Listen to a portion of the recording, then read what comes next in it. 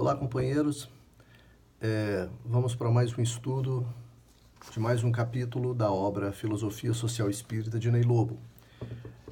Eu vou pedir desculpas a vocês porque eu, neste momento, estou em São Paulo, dentro de um quarto de hotel e, portanto, eu talvez não disponha das melhores condições de gravação para vocês nesse momento. Mas a gente está aí de boa vontade fazendo o que é possível fazer. O capítulo de estudo de hoje é o 8º capítulo. O Ney Lobo intitula esse capítulo de Adoção de um Sistema Integrado de Formas de Luta para a Conquista do Poder Político e Econômico, o que ele denomina de praxis transformante. Ele está, como a gente já sabe, como todos os que têm acompanhado esse estudo ao longo do tempo já sabem, trabalhando para fazer uma análise comparativa entre o socialismo, as ideias socialistas e as ideias espíritas. Este capítulo, especificamente, ele trabalha com 3 temáticas fundamentais. A primeira delas, a luta econômico-trabalhista, depois, a luta ideológica contra as ideias burguesas e, por fim, a luta política para apoderar-se do Estado. Trata-se, portanto, Ney Lobo de tentar captar e efetuar a comparação com a visão espírita da questão marxista da luta de classes. E eu gostaria de relembrar uma coisa que eu disse já na primeira participação minha, quando a gente trabalhou um capítulo anterior, que é a crítica que eu modestamente faço à metodologia utilizada pelo Ney Lobo. O Ney Lobo usa um tipo de critério analítico que é bastante próximo do critério positivista e trabalha as ideias de maneira fragmentada, tanto as ideias marxistas quanto as ideias espíritas. E isso gera um problema muito sério de interpretação. Muito bem, esta questão de natureza metodológica em Ney Lobo implica numa crítica muito forte a possibilidade de acerto da obra dele nas análises que ele faz. E nesse capítulo 8º, essa incidência crítica, a meu ver, ela atinge um paroxismo, ela atinge uma radicalidade. Por essa razão, eu vou pedir licença a vocês para, desta vez, não me ater ao ponto a ponto daquilo que o Ney Lobo vai dizer no trabalho dele. Eu vou preferir efetuar uma conversação com vocês na qual eu faço uma análise de maneira mais global, trabalhando, respeitando bastante o conjunto das ideias que o Ney Lobo coloca nesse capítulo, tentando não antecipar nem repetir nenhuma das aulas anteriores, mas efetuando uma crítica pontual e uma análise específica das ideias marxistas a respeito da luta de classes e daquilo que pode ser uma crítica espírita ou um ponto de vista espírita no sentido de fazer diferenciações ou localizar semelhanças em relação às ideias socialistas. O que é que eu quero dizer? É que a abordagem marxista a respeito do homem e da sociedade, ela traz algumas diferenças e algumas semelhanças bastante interessantes para a gente abordar quando nós vamos trabalhar a questão da luta de classes, na compreensão, na tentativa de compreender o que vem a ser a luta de classes. Marx enxerga a vida e o ser humano a partir de uma concretude específica, que ele vai denominar de materialismo histórico ou materialismo dialético. O que significa isso? Significa que, para Marx, o ser humano é visto não como um indivíduo, simplesmente, não como um ente abstrato daquilo que ele foi criticar como sendo a abordagem da filosofia idealista. Para Marx, o ser humano se define pela operação que ele realiza de transformação sobre as coisas materiais. O homem é aquilo que ele produz. O homem é a transformação que ele causa na natureza. No sentido de uma abordagem dialética, a gente poderia dizer que o homem é uma tese, a natureza uma antítese, e a ação transformadora do homem da natureza gera uma síntese que é a história da sociedade, a história concreta da sociedade. Essa abordagem de enxergar o homem como sendo o produto de sua ação sobre as coisas difere profundamente de uma visão espiritualista, de uma visão religiosa, de uma visão espírita do ser humano. E isso é profundamente importante compreender. Para que nós compreendamos a questão da luta de classes no marxismo, nós temos que compreender a dialética dentro da qual, ou o raciocínio dialético a partir do qual Marx constrói a sua visão de ser humano. O homem é a sua ação sobre a natureza. O homem é a sua ação sobre as coisas. Em termos marxistas, o homem é o seu trabalho. Então, a relação homem-trabalho é uma relação definidora para Marx. Aquilo que define o homem enquanto tal é o trabalho. E é exatamente por isso que quando o homem não usufrui dos frutos do seu trabalho, quando o homem não tem autonomia sobre o processo produtivo do seu próprio trabalho, o Marx vai dizer que o homem é alienado do trabalho.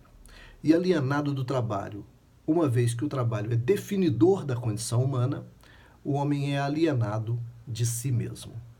De forma que aquele ser humano, aquele trabalhador, que ao operar o seu trabalho, ele o faz vendendo o seu tempo de vida, vendendo a sua força de trabalho para alguém, para um capitalista, e o capitalista vai obter os rendimentos, vai obter o fruto, os benefícios do trabalho desse homem, o que está acontecendo é que este homem trabalhador, para Marx, está fora de si mesmo, fora da atividade que o define.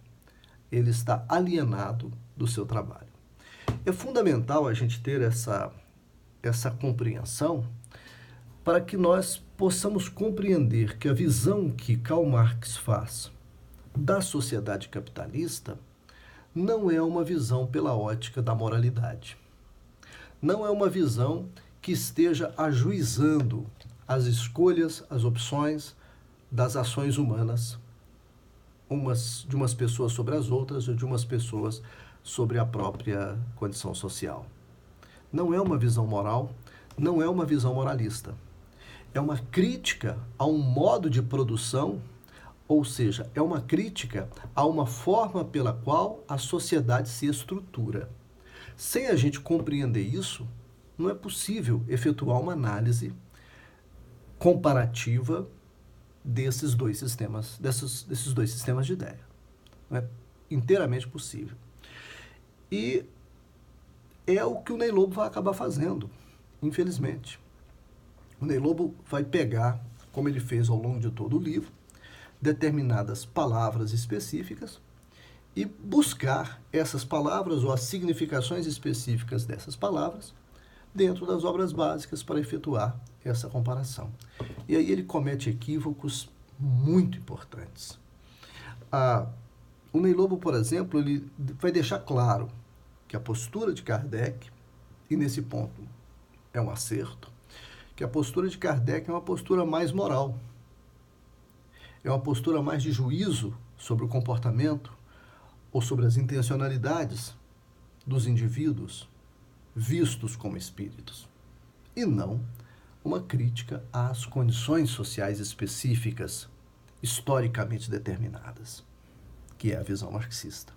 E essa é uma diferença extremamente importante para que nós possamos operar qualquer traço comparativo, qualquer traço analítico entre esses dois sistemas de ideia. Se nós não compreendermos essas dimensões, a gente fará análises equivocadas, como a que o Ney Lobo acaba fazendo. O Espiritismo, portanto, pelo menos numa primeira visada que a gente vai dar na obra de Kardec, ele não questiona a estrutura da sociedade. Por quê? Exatamente porque, diferente do marxismo, ele não atribui à sociedade processos determinantes da condição do próprio homem. É como se, para Kardec, pelo menos em parte, eu não diria completamente, mas pelo menos em parte, é como se para Kardec o ser humano, o espírito humano, ele fosse autônomo em relação ao processo social em que ele está inserido. É como se ele gozasse de uma espécie de autonomia. É como se as injustiças sociais elas se operassem a partir de escolhas simplesmente que o homem faz, e não a partir da condição estrutural do modo de organização da produção social.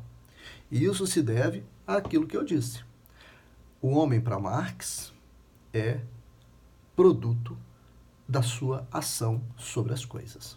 O homem, para Marx, é o homem no trabalho, enquanto que o homem, para o Espiritismo, é o espírito que sobrevive ao corpo, é, portanto, um ente autônomo, um ente moral, e que o processo social é como se fosse uma conjuntura passageira pela qual esse espírito passa e que não o determina, pelo menos não o determina significativamente.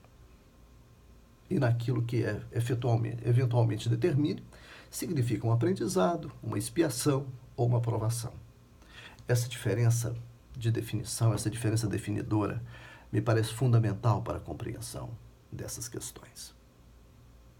O trabalho para o Espiritismo, ele é um dever do ser humano e é um direito da pessoa para operar os seus ganhos e a sua sobrevivência. Para o socialismo, não. Para as ideias socialistas, o trabalho é o próprio definidor da condição humana. E essa é a diferença fundamental e daí decorrem todas as interpretações possíveis. Vamos observar então como é que repercute essa formulação que eu estou fazendo, que não se encontra no trabalho do Ney Lobo, e é por isso que eu estou a introduzindo, porque, a meu ver, esse é o modo correto de nós introduzirmos essa temática, que é a temática da luta de classes. Vamos ver como se dá a questão da luta de classe. Para o marxismo, as classes, elas não são lugares, posições sociais, simplesmente. As classes são posições antagônicas de interesse estrutural. Isso significa o quê? Significa que não depende das pessoas a existência e o conflito de classes. Não depende das escolhas que as pessoas vão fazer. Não é uma condição moral da sociedade. É uma condição, para o marxismo, estrutural da sociedade capitalista. A condição que coloca como interesses antípodas aqueles que detêm a propriedade dos meios de produção e aqueles que não detêm a propriedade desses meios de produção. Quem detém a propriedade dos meios de produção, esses meios de produção é o que o Marx vai chamar de capital, quem detém a propriedade do capital detém a capacidade de dominação sobre o sistema social. E lucra com isso, e ganha com isso. Quem não detém a propriedade dos meios de produção, que conformam a maioria da sociedade, não tem outra alternativa para a sua sobrevivência senão vender o seu tempo de vida, vender a sua força de trabalho para o detentor dos meios de produção. Isso faz com que, estruturalmente, a sociedade seja formada, no olhar marxista, por duas classes que são antagônicas do ponto de vista dos seus interesses. Independe da moralidade, da bondade de quem quer que seja. Quem detiver a propriedade dos meios de produção tem um interesse específico, interesse esse pautado, ordenado pela estrutura social. E quem não detém, não tem outra alternativa senão ter um interesse antípoda a esse. Como é que a gente diz que é interesse antípoda? Por quê? Para a pessoa que contrata o trabalhador, interessa, em princípio, a ela obter o máximo de trabalho pagando o menor custo. E para aquele que não tem outra alternativa, se não vender a força de trabalho, interessa a ele, evidentemente, trabalhar o menos possível e ganhar o máximo possível, de forma que tanto os interesses da dedicação ao trabalho, quanto os interesses do rendimento, do usufruto dos benefícios do trabalho, são interesses antípodas, são interesses contrários. E a luta de classes especificada pelo marxismo é uma luta dessas posições estruturais antagônicas. Portanto, quando Marx vai falar de classe social, ele não está falando de classe A, B, C, D ou E. Ele não está falando de classe baixa, classe alta, no sentido de classe média, no sentido de quantidade de renda ou de acesso a bens de consumo. Ele não está falando disso. Ou seja, a visão de Karl Marx é uma visão que enxerga as classes sociais não como gavetas em que as pessoas estão colocadas ou se colocam dentro da sociedade e, conforme o que ganham ou deixam de ganhar, elas se mobilizam ou se movimentam de uma para outra classe. Marx está falando de interesses antagônicos que são estruturados pelo modo como a sociedade está economicamente organizada. Ou seja, a palavra classe social, ela tem dois significados que não podem ser confundidos. Classe social é posição de estrutura no marxismo.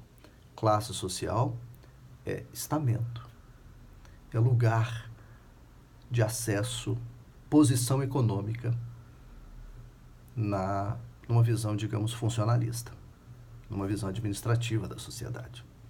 Essa visão funcionalista e a visão marxista são visões completamente contrárias, apesar de que é a mesma palavra que vai definir o conceito.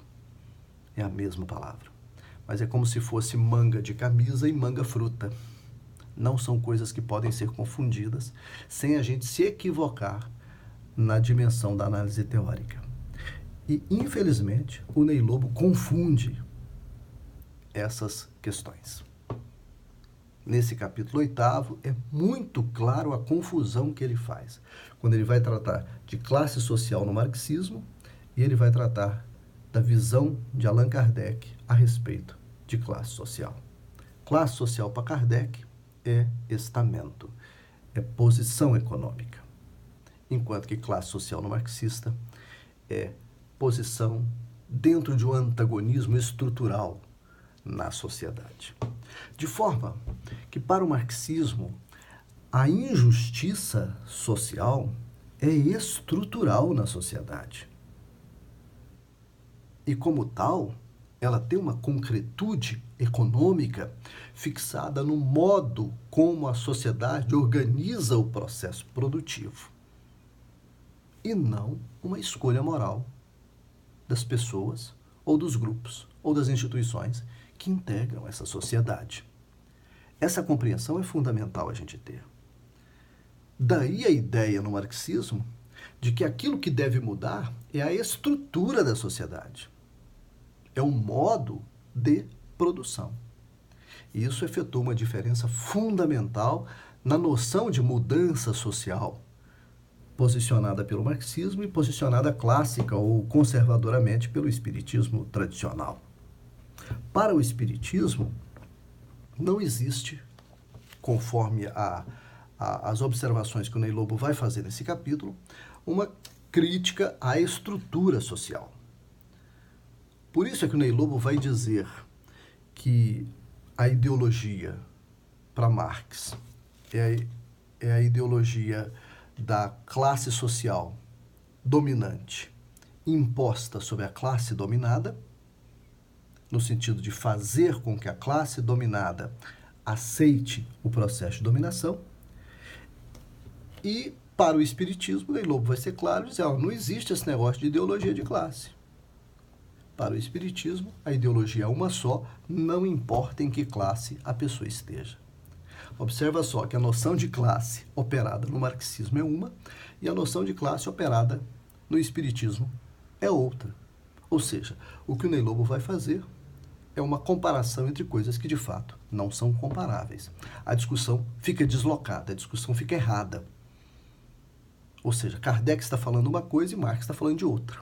Você comparar essas duas coisas não é possível dentro dessas condições, dentro desses parâmetros, sem a gente compreender que o significado, a definição do conceito de classe em Marx é uma e a definição do conceito de classe que o Allan Kardec vai trabalhar é outra.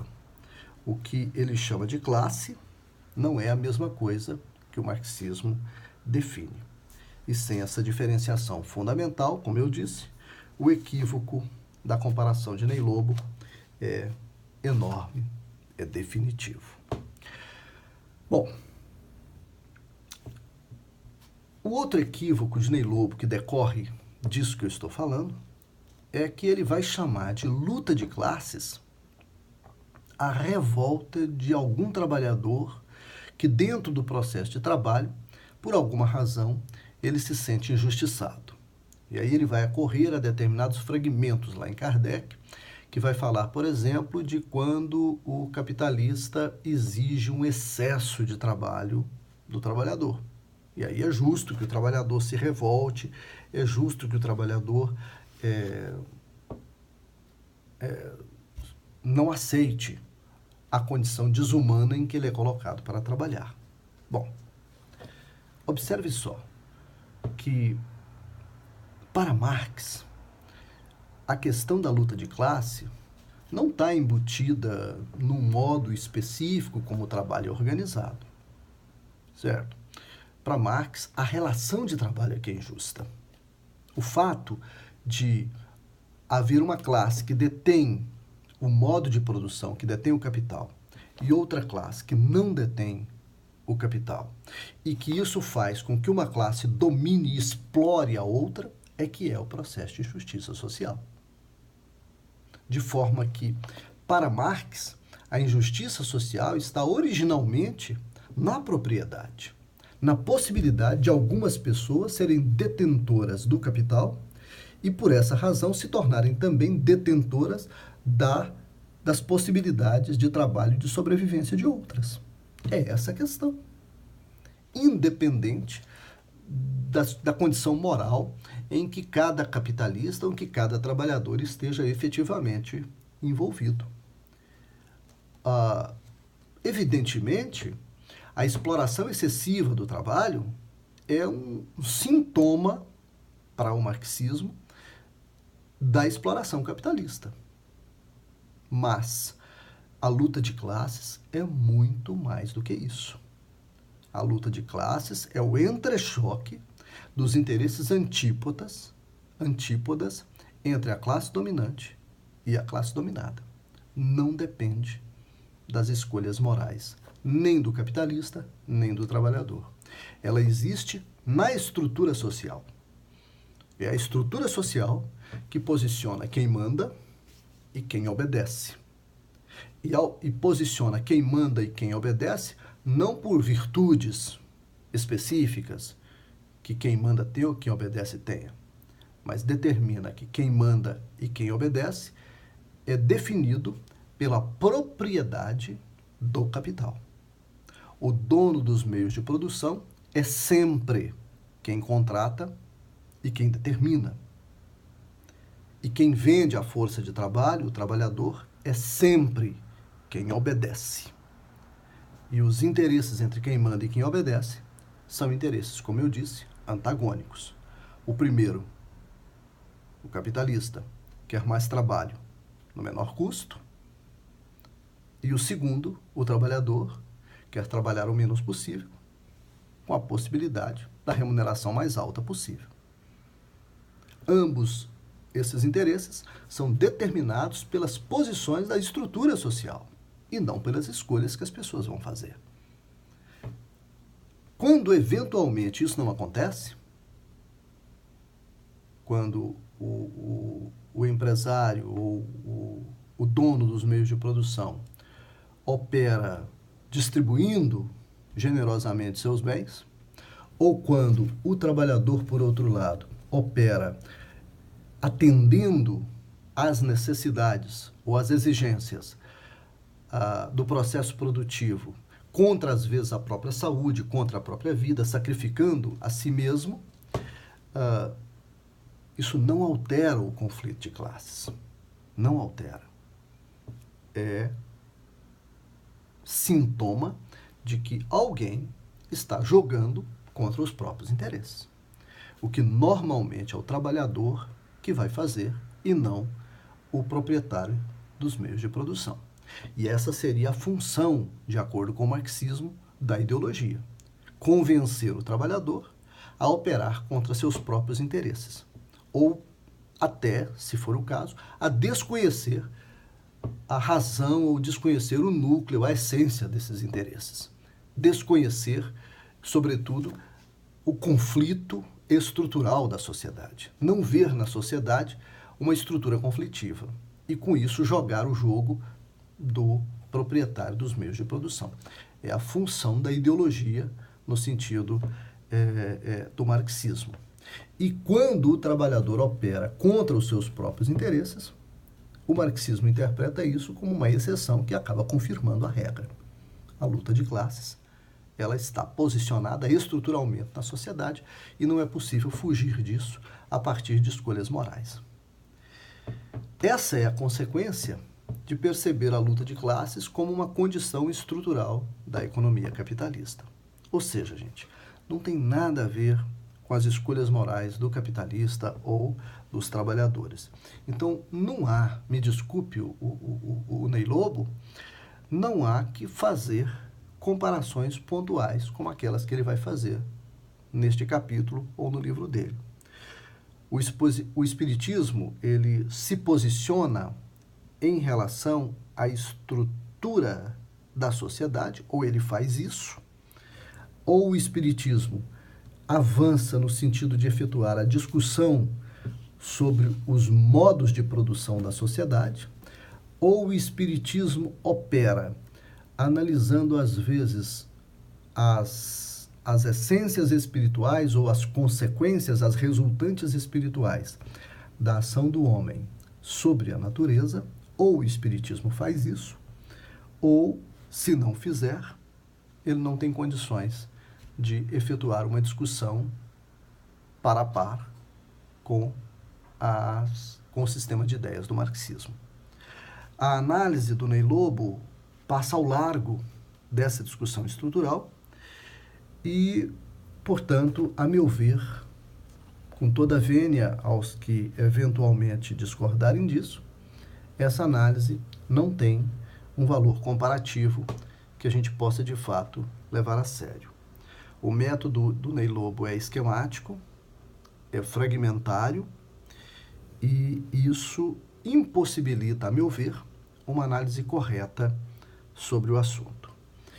E, por essa razão, é que eu sugiro aos companheiros espíritas que estejam tendo a paciência de me ouvir neste momento, que ao invés de efetuar essas análises pontuais, fragmentárias, ou de buscar nas frases de Kardec pontos de conexão, de concordância ou de discordância, que os espíritas, articulados pelo ideário espírita enquanto sistema de ideias, articulados, sobretudo, pelos aspectos que eu diria serem descritivos que o Espiritismo traz a respeito da condição humana, especialmente da condição espiritual, que eles enfrentem as questões de natureza social e política e econômica a partir de algumas orientações que eu vou ousar sugerir. Primeiro, eu acho que os espíritas devem primeiro indagar a si mesmos se e até que ponto concordam com a crítica à estrutura da sociedade. Até que ponto o espírito humano ele é socialmente estruturado, ele é socialmente, eu não diria que determinado, porque a noção de determinação é uma noção que parece de ação unilateral. E a gente prefere ver a coisa dialeticamente, se for observar a partir de uma visada filosófica marxista. Mas a indagação é as estruturas sociais, o modo como a sociedade humana, encarnada ou desencarnada, se organiza e organiza a ação humana, se isso merece algum tipo de análise, algum tipo de crítica. Essa é a primeira questão que me parece fundamental. A segunda questão, que é complementar a essa, seria considerar o aspecto ou a questão espiritual desse contexto. O que há de espiritual no mundo social? O que há de espiritual no mundo social? E aí, em outros textos, alguns textos meus, eu já tive tentando analisar isso. Até que ponto, por exemplo, a mediunidade não estabelece um tipo de relação social? Até que ponto a reencarnação não estabelece outro tipo de relação social? Até que ponto mediunidade e reencarnação não são condições estruturadoras de sociedade? Olha que isso é uma coisa muito interessante e que uma sociologia de ótica espírita deve encarar essas questões, a meu ver. O que há de espiritual na economia? O que há de espiritual nas relações políticas? Quais os comprometimentos espirituais de um processo eleitoral, por exemplo? De escolhas que não são, às vezes, escolhas morais individuais, mas são escolhas coletivas, que às vezes levam a questão da moralidade em consideração, mas cujas consequências vão além das questões de moralidade, porque determinam sentidos de vida, de felicidade, de infelicidade, de ganhos ou perdas para coletividades inteiras. Qual que é a repercussão de uma visão espiritual que ultrapasse o espírito como indivíduo, mas que enxergue o espírito como ação, como relação, como interação, como linguagem? É pena que um vídeo tão curto não dê para a gente se estender a respeito dessas questões. Em outro momento, às vezes, a gente pode fazer isso. E a partir desse conjunto de análises, o espírita deve enfrentar a questão de que tipo de mudança o espírita deve fazer sobre a sociedade. Que espírito de mudança o espiritismo recomenda que seja feita, abstraindo a noção exclusivamente individualista ou psicológica dessa transformação. Porque para isso o espiritismo é muito bem posicionado. Mas nos aspectos sociais não há praticamente posição nenhuma. É como se o espiritismo operasse por um psicologismo. E, a meu ver, a interpretação tradicional espírita é bastante forte nesse sentido. Um espiritismo de natureza psicologista, que prega que toda e qualquer transformação válida, permanente ou possível dentro de uma sociedade começa no individual. E isso é um erro de enormes proporções, porque é base dos estudos das ciências sociais hoje, de que qualquer transformação, primeiro que é muito mais fácil ser feita no âmbito social, e que não há uma separação entre indivíduo e sociedade. Tudo que o homem faz individualmente é socialmente aprendido e socialmente vivenciado. E toda transformação social, ela opera concretamente nos indivíduos e nas relações dos indivíduos entre si. Então, essa separação entre indivíduo e sociedade é uma separação falsa, razão pela qual é preciso pensar o conjunto.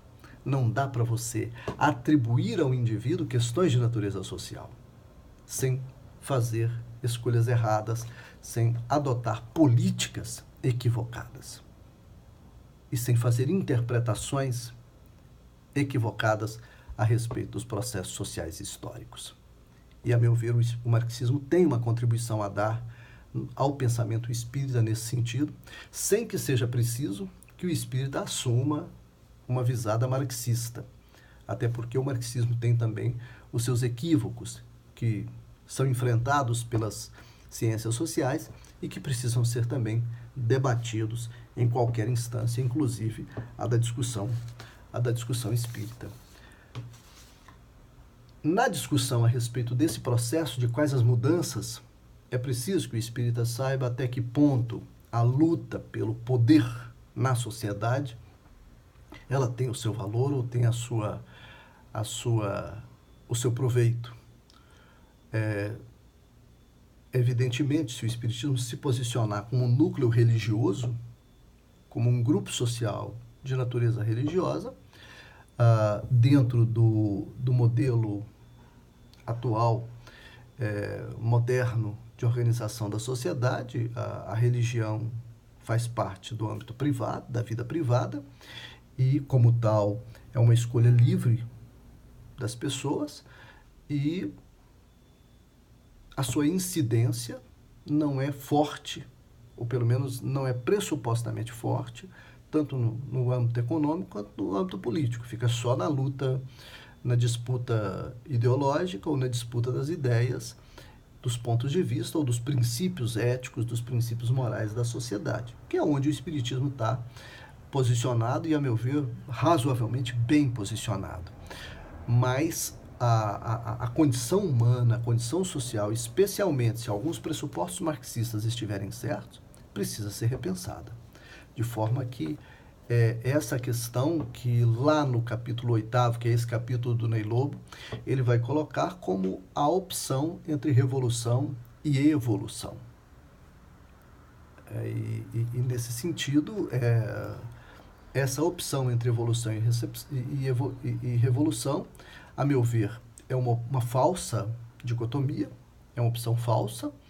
A evolução é uma lógica, a lógica é a aplicação da lógica formal ao desenvolvimento das sociedades ou dos seres, e revolução é a aplicação de uma lógica dialética. Então, são lógicas diferentes que podem analisar o mesmo processo social. Então, a escolha entre evolução e revolução é uma escolha teórica, não é uma escolha prática ou efetiva. E eu diria que a escolha da evolução é uma escolha mais conservadora do que a escolha da revolução, que é uma escolha mais transformadora. Mas é uma falsa dicotomia. Eu acho que não é por aí, até porque esse modo de operar a visão depende das questões que a gente discutiu antes. Depende de uma discussão séria a respeito das estruturas da sociedade, a respeito dos modos de operar os meios de produção, a respeito da questão da propriedade e assim por diante. Depende de discutirmos as determinadas questões de estrutura social, a fim de que se possa efetivamente efetuar uma interpretação sobre o pensamento espírita a respeito do desenvolvimento das ideias sociais. Bem, a contribuição que eu tive a dar do capítulo 8 é essa, e eu me mantenho aberto ao diálogo com os companheiros naquilo que eventualmente vocês posicionarem de questionamento a respeito de tudo o que eu falei. Eu peço desculpas por não ter respeitado, digamos assim, a organização que o Ney Lobo dá ao capítulo 8º e ter preferido efetuar um comentário mais global, um comentário que posiciona as ideias como sistemas de ideias, a fim de efetuar diferenciações ou semelhanças que sejam compatíveis com o respeito que a gente deve ter a esses dois grandes sistemas de ideia, e acho que há muita discussão ainda a ser feita a fim de que a gente possa aclarar o terreno dessas interpretações e poder efetuar uma visada que seja correta a respeito de todas essas questões que são da maior importância, que é a discussão sobre as questões sociais à luz do Espiritismo. Muito obrigado a vocês. Grande abraço.